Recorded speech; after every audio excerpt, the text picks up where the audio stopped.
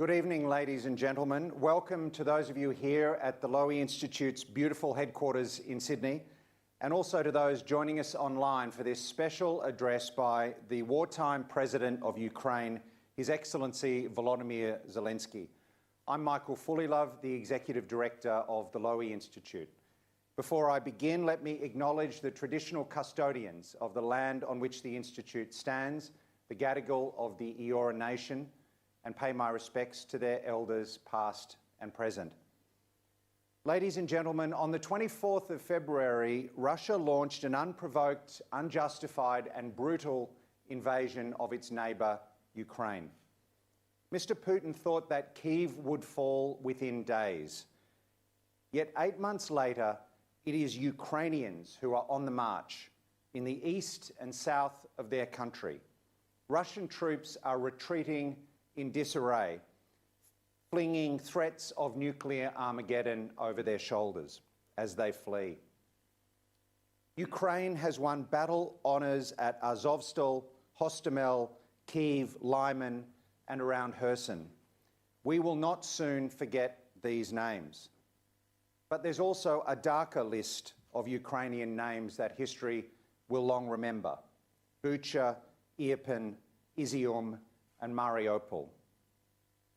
Ladies and gentlemen, the importance of this war lies in the principle that every nation has the right to make its own way in the world. No country should be forced to live in another's shadow. Along with the United States, the United Kingdom, the European Union and many other nations, Australia is proud to be part of democracy's arsenal. But we know that it is Ukrainians who are serving in democracy's bodyguard. Ladies and gentlemen, there's a long-standing debate among historians as to whether history is shaped by vast impersonal forces or by individual men and women. President Zelenskyy's magnificent leadership shows us that individuals matter. So we are delighted to have him address us today. Mr. Zelenskyy, we first got a sense of your character as a wartime leader in that first weekend of the war when you were offered safe passage out of Ukraine, and your response echoed around the world: "I don't need a ride, I need ammunition." We are now at a critical moment in the war, so we are very grateful that you have made time among all your other duties to speak to us and take some questions from our audience and from me. Thank you, Mr. President. It is my signal honour to invite you to address the Lowy Institute.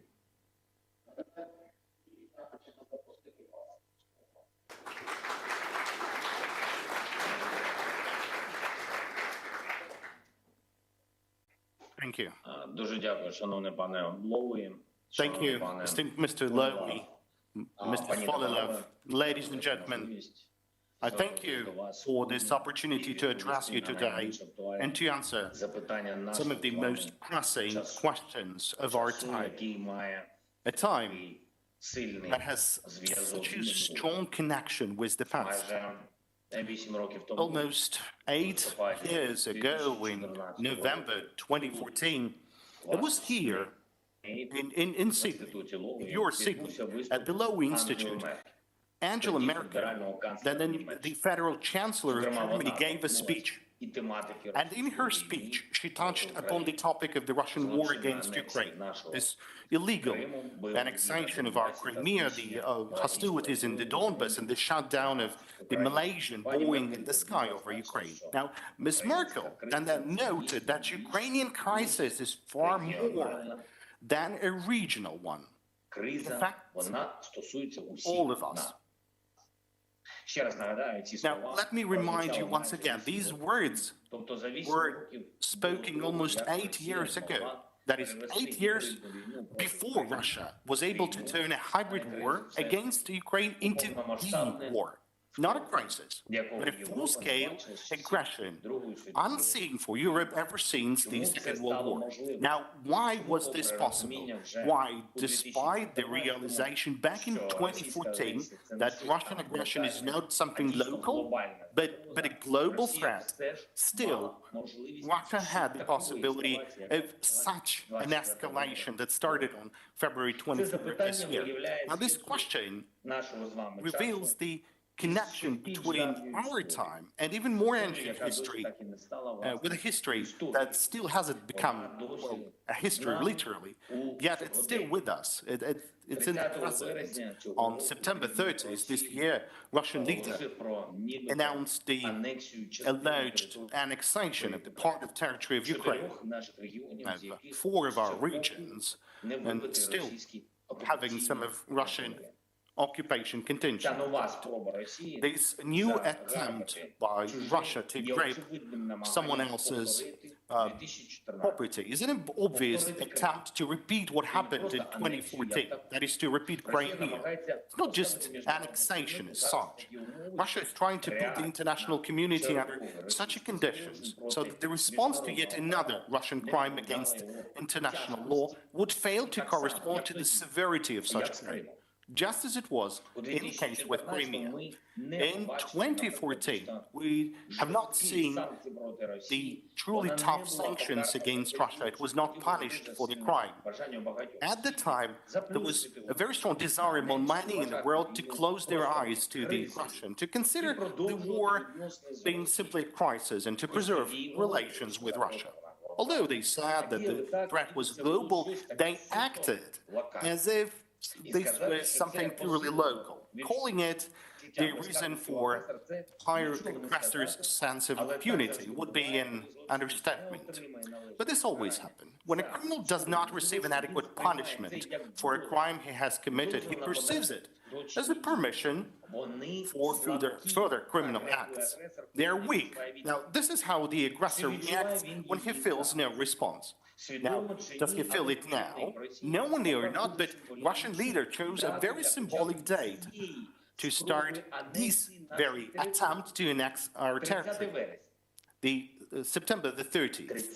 The 30th. Now, this day takes us back 84 years in the history of Europe and the world. It was on this day that another aggressor, but similar to this one, succeeded signing the Munich Agreement to annex someone else's territories. Now we remember this agreement under the name of the Munich Conspiracy and consider it an example of political cynicism and a fatal mistake, a mistake that took tens of millions of lives. But signing of Munich went with different assessments and evaluations. Some would say that the agreement would give peace to the generation of that time. Different countries, different voices, but still there is this thesis that you can simply agree that the aggressor is seizing something, taking something once again, that it is possible to draw some kind of conditional line somewhere that will satisfy Russia's appetite, and supposedly after that the war will stop. And it is not worth responding violently to this annexation attempt which Russia started on September the 30th. But these theses, these statements brings us back to 2014, the mistakes of the then leaders. It brings us back to 1938. It only says that the criminal can go unpunished. And so it offers a temptation for this criminal to continue. Now be sure, the leader of Russia is now carefully analyzing the world's response to the sham referenda on Ukrainian soil and on the announcement of the annexation of our territory. Now, what exactly is he looking at? It's very simple. He's interested whether he still has a potential to escalate. If the world's response is weak, then Russia will come up with a new escalation. You see that the spectrum of illegal actions of this country is very wide. Missile terror, mass murder, deportations, nuclear blackmail, and the captured Zaporizhzhia nuclear plant, food crisis, there's energy crisis as well, and this recent sabotage of gas pipelines in the Baltic Sea was also very eloquent. These are actions that can destabilize the life on the entire continent. This is the energy weapon of a mass destruction. Like, every country in the world depends on underwater cables and pipelines, which can be destroyed by an aggressor in the same way as gas pipelines in the Baltic Sea.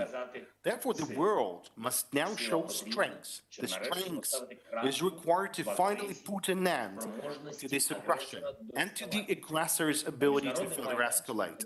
On international platforms, there's a need for clear and straightforward condemnation of Russia for their attempt to annex Ukrainian territory, so that it would be so much different from what happened in 2014.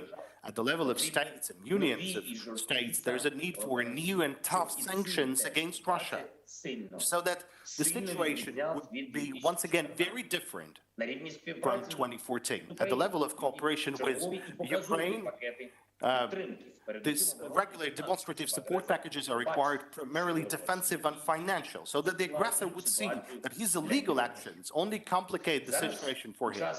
Now, it's a time that has such a strong connection to the past. We have a historic opportunity to set a precedent that will turn the history of aggression into the history, and that will teach any aggressor that no crime against international law will ever again be left unpunished. Now, next week, the UN General Assembly will consider a resolution of non-recognition and condemnation of another attempt to annex our territory by Russia. We in Australia have long had effective cooperation at all international platforms, and in particular the UN. And we must now direct our joint efforts in a way to make the vote at the General Assembly for this resolution as unanimous as possible. I'm asking Australia to use all of its influence to convince as many countries as possible not to remain neutral and to vote for international law and against the Russian annexation. Ukraine has a very meaningful defense cooperation with Australia. And after my first address to the Parliament and people of Australia in March, your government decided to provide Ukraine with Bushmasters, and we are very grateful. These equipment has performed masterfully in real combat operations. And the more weapons and ammunition we receive, artillery, drones, anti-aircraft defense, anti-tank, anti-ship weapons, the more Russia would feel the responsibility for violating international law. And last, the aggressor will feel that he allegedly has the room for any escalation. The third element is sanctions. I thank the Australia for participating in this global effort to impose sanctions on the aggressor for this war. But this pressure makes sense when it is constantly growing and when the aggressor does not have time to adapt to the sanctions, does not have time to find ways to circumvent those sanctions. Now is the time to increase this pressure. Right now, when Russia has staged this sham referenda and staged this annexation, the price of such actions must be tangible and the consequences must be tough. The aggressor should have no illusions that 2014 can still happen once again. And the last but not the least, the world has seen many wars. Wars somewhere in one part of the world affected everyone globally. And it's not only about the direct negative impact of the war, but the impact of its consequences and results. If the aggressor achieves a result for himself, the one he wants, if the aggressive ambition is satisfied, then such a result would affect everyone in the world, even more and even longer than the war itself. It would affect with cynism, with the inevitable destruction of international law and truth. That is why the illegal war must end with the fair and tangible defeat of the one who started that war. The aggressor must lose. This is what gives peace to generations, and not the any attempts of conspiracies with the aggressor, not the appeasement of the aggressor, but making sure that he would lose. And Ukraine must win. This is not just something about our country. It's about all of us in the world. It's about Australia as well, about your freedom, about your safety, about our common values, and about our common peace. And our victory can historically reinforce that. And thank you for your attention. Thank you for the support to Australia, and glory to Ukraine.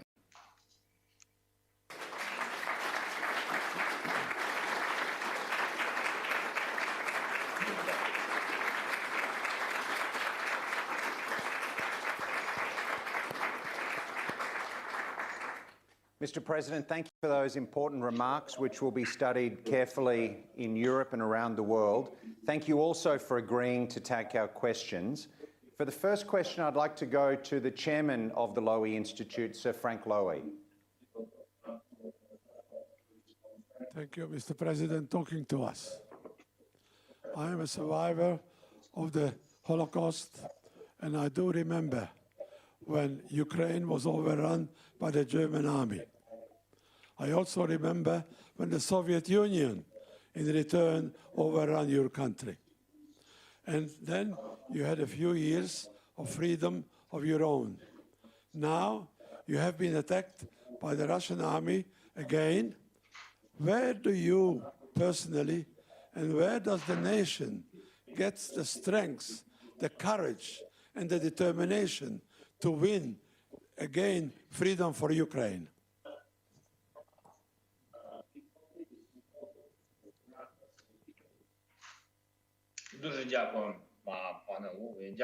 Thank you, Mr. Chairman. Thank you for the question. And with all due respect to you and your path, and this path that was taken by so many people, unfortunately, this is a historical path. But yet it's a path of victory over Nazism. What is the source of my strength? Well, when I see people like that, when I talk to people like that, when I understand what they have overcome in their lives, we don't have, the right to, to say pity words and stop at certain moments. But then we have these words, never again, and we stay resilient with this. And it's not a question actually of a territory or of any country or any nation, but it's a question of a very horrible and bloody action or event. And today this action or event is happening all around us. And its manifestations are there in those tortures, in those rapes, and the killings of our people. We have no right to be weak. We cannot afford ourselves to rest. Because we know, and this is a historical experience, you perfectly realize this, because as long as he will conquer one nation, he will go next. He will go for other nations, because unfortunately he consumes other peoples, other territories. This is what feeds him. That is why I've paid so much attention to the strength position of the united world and united Europe. And there's this motto, if not we, then who else? So today, this motto has a manifestation in Ukraine. So now we have to remain a strong point, a protection for those values. Now, where do we take, as a nation, those forces? It's a historic moment. Ukrainians has always fought for their independence. For many years, for many ages, we fought for independence, many times.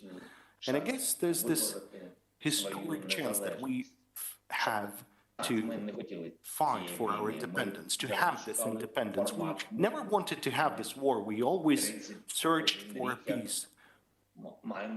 I mean, we have had this independence for 31 years. We've restored our independence, but we always realized that we have restored this without the war, and we understood that the risks are there, because we know those examples from the world's history, particularly in terms of the fact that many countries have received their independence through wars. That's right, that's the fact.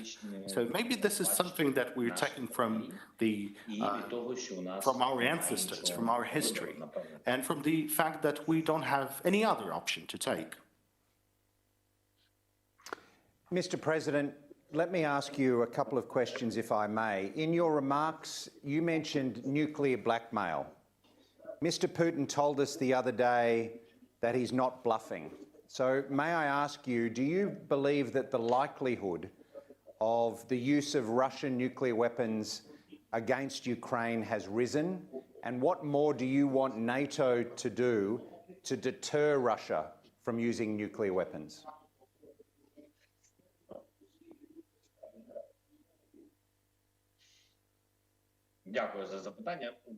Thank you for this question. Well, capturing of Zaporizhzhia nuclear power plant is it also stands for a fact for using that for a nuclear blackmail and for exerting pressure on the world and Ukraine. And I believe that's already a nuclear blackmail, and now there's situation with the energy. Look at this from the point of security and from the pragmatic standpoint, and you would see that it's a blackmail, it's a crisis. And speaking of security, all the nuclear blocks are being deactivated. There's 500 mercenaries currently located in the facilities of the nuclear power plant. There's heavy weaponry in the facilities directly. All of the mercenaries have explosives, have small arms directly inside the nuclear power plant. And they're holding the technical personnel as hostages. They're taken there as hostages, as I've said, so the blocks are deactivated. We don't have electricity from that nuclear plant.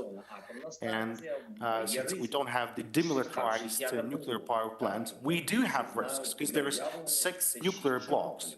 I mean, this is 6 blocks the size of the Chernobyl nuclear power plant, and that's why there could be explosions. That's already the use of nuclear weapons. So what the nuclear blackmail is about, that you can blackmail, I mean, you're not using the weapons, but you can still blackmailing others by saying that or by not having nuclear power plant working for the people. I mean, the people are not receiving the electricity. Now can produce a significant crisis, not only for Ukraine, but for the Europe as well. And I'm going to the second part of my answer. It's about pragmatic aspects. We've connected to the European grids, so we can, in these difficult and turbulent times, during the times of harsh winter, we can provide a lot of cheap electricity to Europe. And we are providing that electricity now to Ukraine, but everyone clearly understands, and there's this estimations and calculations that the longer they would occupy this power plant with the activation of our nuclear blocks, they understand that at a certain point of time we would need to disconnect and to not provide electricity to Europe, because we won't be able to do so, because we will have insufficient electricity for heating our homes. And this time is coming closer. This is a great risk. And it's not about months, really. When I'm telling things like that, I really understand what is happening. We are talking about the risks. This could be months, but this could be days or weeks. And speaking about the use of other nuclear weapons, it's hard to say. Well, hardly control everything that is happening in their country, just as they're not controlling everything they have on the battlefield. They wanted to capture us, like in 3 days. This is something that you've mentioned in your statement, but they failed. They didn't know what to try to do, whether to attack, whether to conquer, or to, I don't know, rob another house with whatever it has. So they've looted, they killed, they raped people. And the same is happening in their own policy. Absolutely the same. And the very same is happening in their economy. There's these poor people and then wealthy state, and they will protect their wealth. And we can already see that these people are capable of committing such grave steps. Now, what the NATO has to do to prevent and deter the use of nuclear weapons by Russia. But what's important, and I have to underline that once again in my statements to the international community, preventive strikes, the preventive action, so that Russia would knew what would happen to them, and not in return, I mean, waiting for the nuclear strikes first, and then to say what's going to happen to them. No. There's a need to review the way the pressure is being exerted. So there is a need to review this procedure, so to say. Thank you. Let me ask you, Mr. President, about what this war tells us about Russia. We've learned a lot from this war about Ukraine, but what does it tell us about Russia? Mr. Putin launched the war to show Russian strength, but in fact he's telegraphed Russian weakness. We see that weakness in Russia's shambolic mobilization. We see it in the fact that one day Russia illegally annexes 4 of your regions and the next day it loses ground in each of them. What does the war tell us about the brittleness and weakness of authoritarian states like Russia?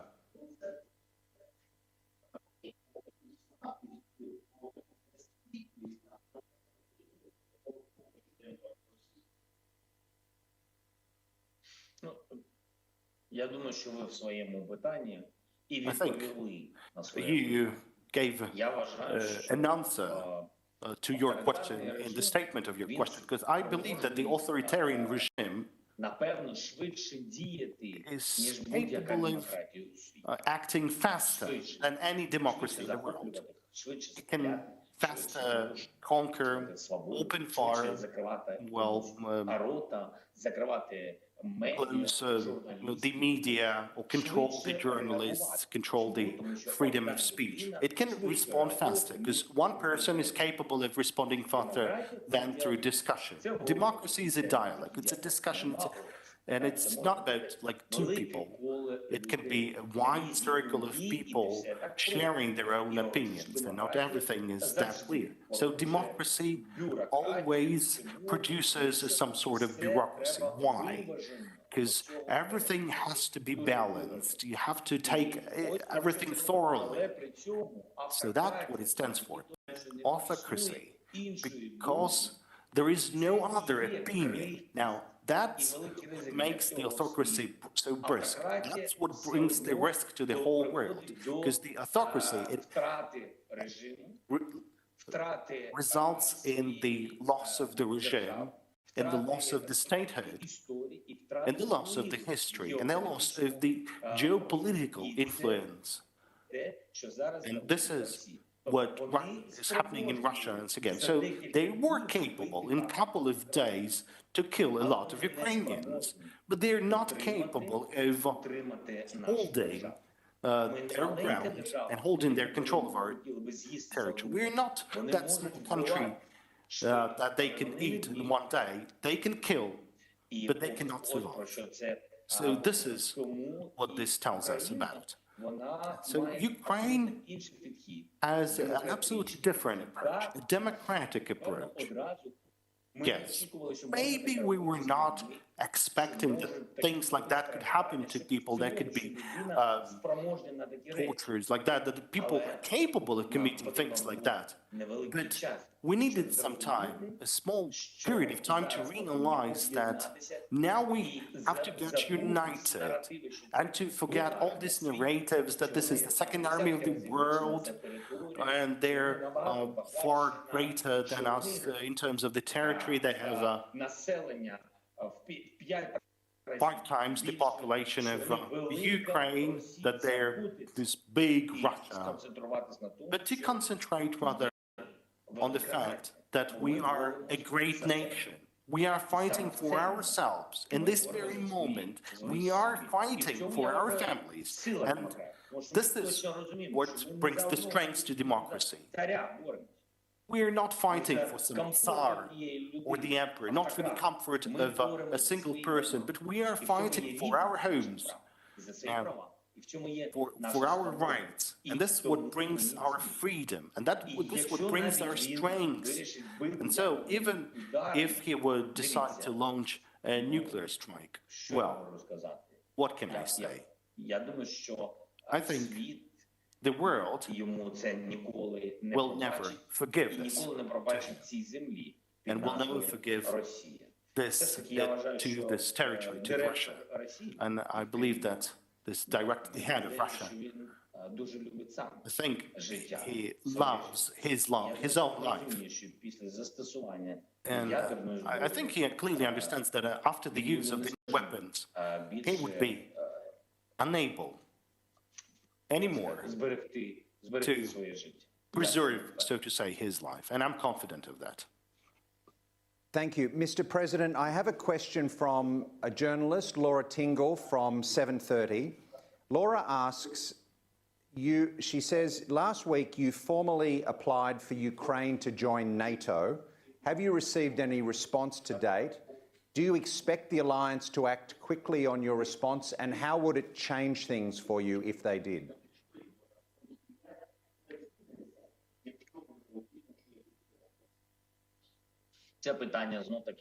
Well, this is the question that we've partially covered. You don't need to be afraid of anyone. I think it has to be all the way different. And you need to build the security guarantees for the whole world so that nobody would have even a thought to become autocratic.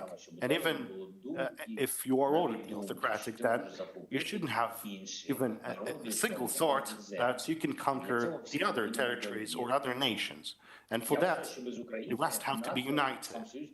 And I think that without Ukraine, the NATO is not such a strong alliance, particularly in the European continent. And this is what we can see. We know what neighbors do we have, what risks do we have. And I believe for the strength in the east of Europe, this is a very important step. We can offer this chance to NATO. We are grateful for their support to NATO, but we are giving this opportunity at a very important moment. Not only the Ukraine has to demonstrate its strength to Russia, but the alliance has also to demonstrate that they are not afraid of Russia. So it's a question to NATO, but I know that everyone realizes that security guarantees for Ukraine are something that is necessary, and I think we are on that path. We shall definitely take this path, and how fast it's going to be, unfortunately, it depends not only on Ukraine. Mr. President, let me ask you a question about a positive topic, if I can. I was delighted to see your tweet today reporting that Ukraine is linking arms. Well, before that, the questions were also positive. So yes, that's true. About this. Yes, but this is about football. This is about football, Mr. President, so this is really positive. Let me ask you about your tweet that Ukraine is joining with Spain and Portugal to bid for the 2030 FIFA World Cup. There are a lot of football fans here at the Lowy Institute. So, Mr. President, let me ask you, how important is it for Ukrainians to have something like this that they can look forward to for after the victory?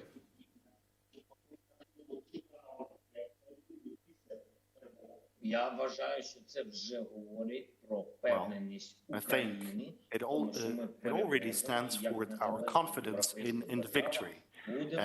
And we, as an independent European state, would be hosting at a very high level the World Championship in football. I believe this is a very important signal. It motivates our people, it motivates our soldiers. I think that's the right way. On the other hand, the world and our colleagues in Spain and Portugal and the world, it's important for them that they're accepting an invitation or an offer from us. It stands for the fact that the world also understands and believes that Ukraine will remain an independent country with such a wonderful perspective of hosting the World Football Championship of 2030. All right, and we intend to be there, Mr. President. We're going to be in the stadium with you. Let me ask you a final question, if I can. In July, Australia's Prime Minister Anthony Albanese visited you in Kyiv. What did you take from that meeting? How else can Australia help you? You've mentioned diplomatic influence at the UN, sanctions and Bushmasters. I know you guys like Bushmasters. What else can Australia do to help Ukraine?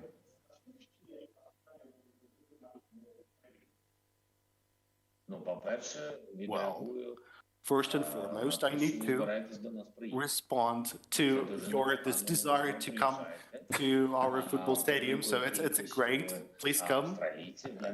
And it's important for us. And I have to be frank, after the war, after having this victory, we need to restore our country, maybe not over a single year, but over a number of years, and we would need to develop tourism. So please, you're very welcome in Kyiv, in Ukraine, to support us, even economically. That's very important. Now, speaking of Australia, we had a wonderful meeting with the Prime Minister and his team, and we talked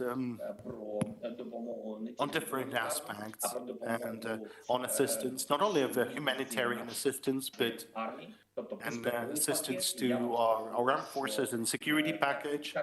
And I have to say that indeed Australia helps us a lot, both in terms of Bushmasters and other things. And those Bushmasters, they really help on the battlefield because they preserve the lives of our soldiers on the ground. And there's also a significant package that Australia has been preparing and has been transferring to us.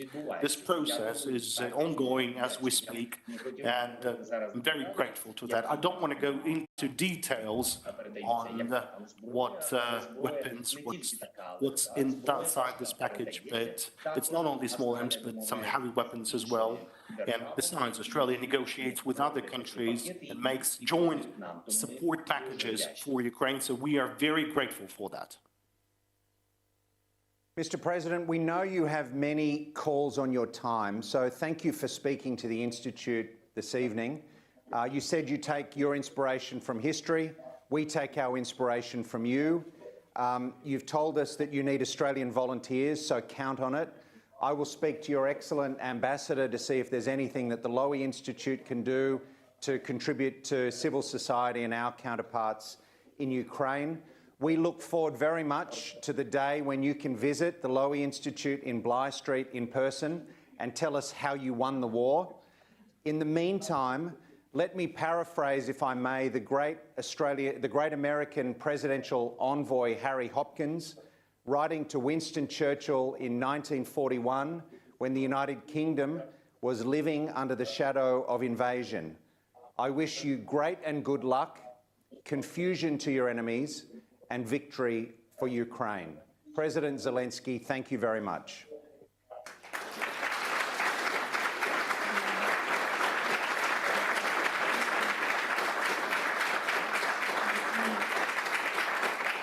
Thank you. Thank you. Thank you for these words of the victory. And I also believe this is going to be a victory that is important for the whole world, and not only to Ukraine. And that is why the whole world is assisting us. Thank you. Peace to you. Thank you.